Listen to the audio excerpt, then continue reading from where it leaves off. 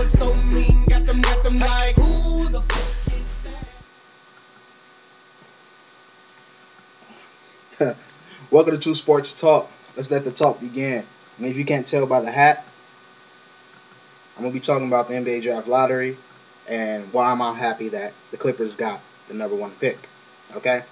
Now, it was the race for Blake Griffin. And now that the Clippers got it, they have won that race to get Blake Griffin. Now, adding Blake Griffin to this young Clipper team has me excited because Eric Gordon last year had a great rookie year. And in my opinion, he was probably the best scoring rookie last year. When Eric Gordon was on, he was on. He had a couple 30-point games in a row, actually. So, Eric Gordon, great shooting guard. Al Thornton, an underrated player that flies under the radar because he plays for the Clippers, but he's very solid. He has a nice jump shot, and he's very athletic. So, and now you're adding Blake Griffin. That's three young guys to start that franchise around, to build that franchise around. They have three young guys. We still have Baron Davis at the point guard, and I read his Twitter that he's working out like crazy right now to get in shape.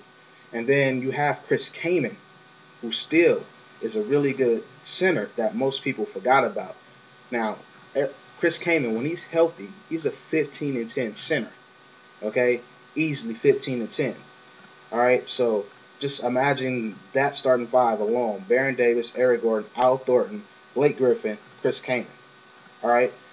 But with drafting Blake Griffin, you add in another power forward to an already big core because you had Canby, Kaman, and Randolph last year. Now you're adding Griffin, who will be fighting Zach Randolph for that power forward position. Now, a lot of people saying just trade Zach Randolph now. But it's really not that easy. Zach Randolph still has 2 years, $33 million left on that contract. And there's not too many teams that are looking to add Zach Randolph to their roster. So trading him might not be as easy as it sounds. But if they can trade him, that would be great. There's some teams they're talking about that have trade possibilities, such as the Warriors and who else? Milwaukee. Those are some teams that has the players who have the right amount of money that will make it work. But Milwaukee doesn't want Zach Randolph. They already negated a trade last year for him. And I don't see who Golden State will give up for Zach Randolph. Okay? But let's move on to the second team in the draft this year. The Memphis Grizzlies. Memphis Grizzlies, I know the organization is ecstatic because that means they get Hasheem Thabeet. And that's the player that they wanted, okay? They even were saying that if they got the number one pick, they were going to pick Hasheem Thabeet. So they wanted Thabeet, and now they got Thabeet. And they're adding him to a young core and a young talented core. They already have Rudy Gay, who's going to be an all-star one day. They have O.J. Mayo, another one who's going to be an all-star. Marc Gasol, very solid player. He had a really good year last year. Then they have Mike Conley running the point guard. So, a young core in Memphis as well, where they can really start to do some things with that franchise. They have a young core. They have the pieces. Now, all the pieces got to do is develop together. And they'll be a really good team, exciting team. Not saying they'll be a contender, but they'll be an exciting team and pretty good. And they might make a playoff push in a couple years if that core can stick together and grow. Next, Oklahoma City got the number 3 pick. Now, I'm not sure where they're going to go with this pick.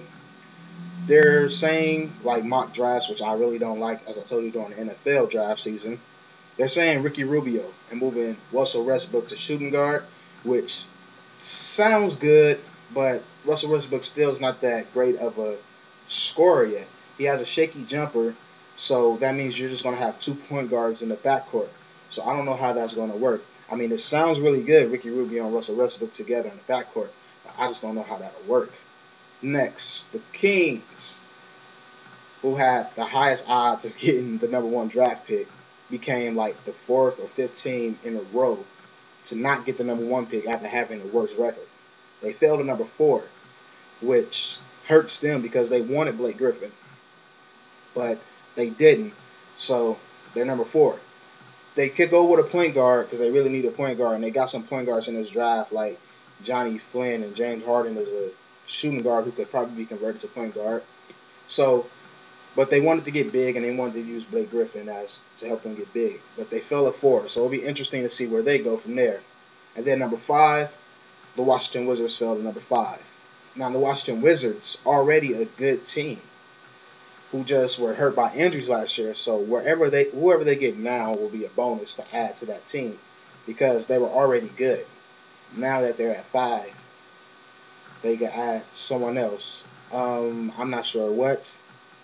Reading drafts, they said like a shooting guard maybe. I'm not sure about that. But that's the top 5 of the lottery. You go to any other place and check it out. But I'm just happy that the Clippers got the number 1. So Blake Griffin most likely will go to the Clippers. The Beat go to the Grizzlies. Everything else, I don't know, don't have a clue, but I'll break it down more as the draft get closer. All right? True Sports Talk. I'm out. With a mug so mean, got them like